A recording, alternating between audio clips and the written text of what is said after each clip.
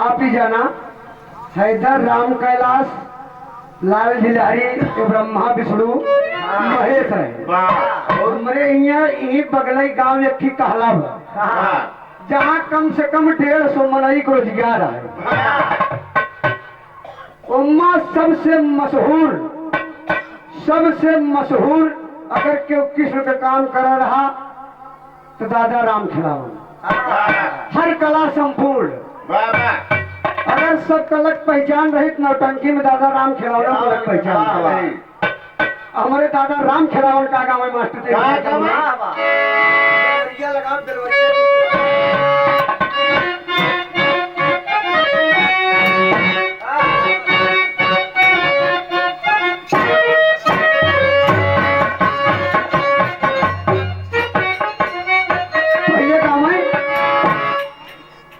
परम आदरणीय आप लक्ष्मण प्रसाद यादव जी जो कि मेला के संस्थापक व्यवस्थापक है भैया की तरफ से 101 रुपया पुरस्कार है। बार बार नमस्ते प्रणाम हो भाई साहब को और सब भाइयों को एक स्वर से चरणों में पड़ेगी आशीर्वाद कामना है कि हम बच्चे के फंड में हमेशा कामयाब रहे। कहाँ बूढ़ा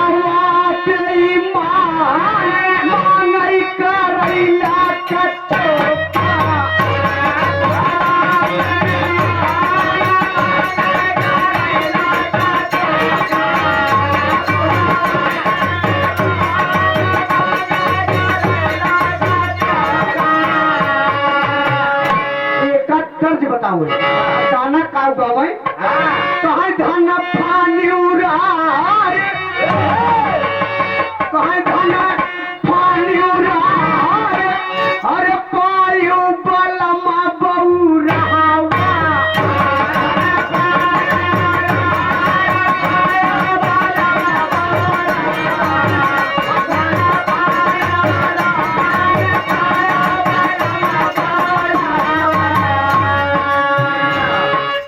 औरत और अब के औरत मंतर कैसे कहा तब के औरत पति के अपने अरे रोज इसी से झुका अजब के औरत क्या करे थी अरे अब के औरत पति के अपने अब के औरत बात पे अरे तुरंत ही लात उठा वही कहाँ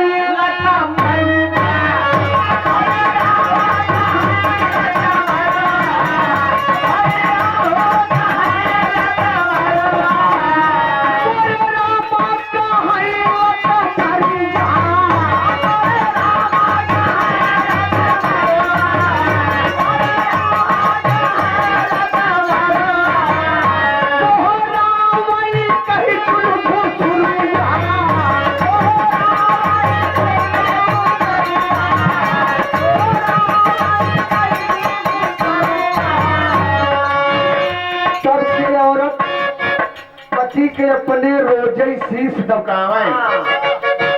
अब आज के कंडीशन का बा अब के औरत बात में तुरंत लात उठावे कहीं लत अभी कहानी है।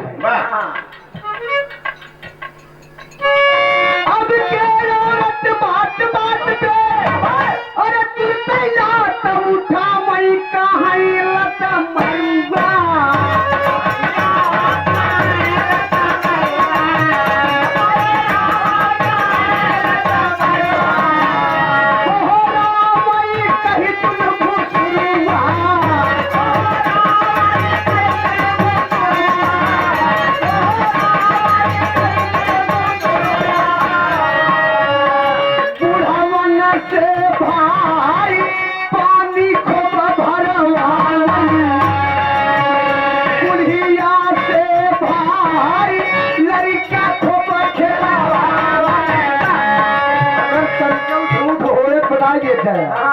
अब वही दशा बुढ़ापा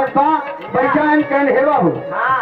काल गौने से आइन आज कहन हे बाबू एक बल्टी पानी ले तब क्या हम नहा ले अब कुछ बनाई दे खाई लिया हम नहा बना तो तुहार ठंडा गोपाल रहे। अब बुढ़िया का सवेर भा तनिक सूरज निकला कहीं हे माई कहीं हले ननका तनिक तेल और लगा के मेज देते हम चलते ही खाना वाला बनाओ हमारे पहनना है तो हमारे राम खिलावन जोकर खो जाए और का कहें बुढ़ावा से भाई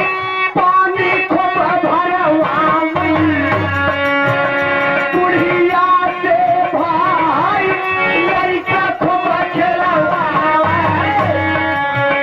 जेठउट से भाई लाठी रोज चला जेठउट से तनी के हर बाहर अगर भा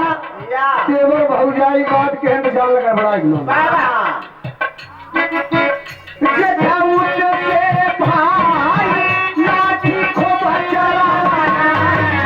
देवरा के मिलाई झुलनी रोज गढ़ावा बात मानो हमार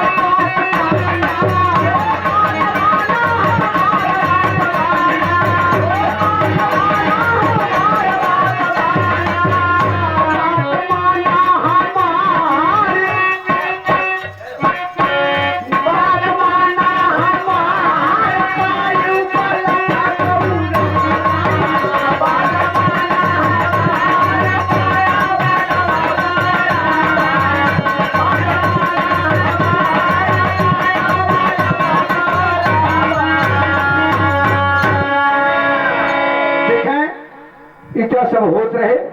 एक बिरहा शैली मामुन्ना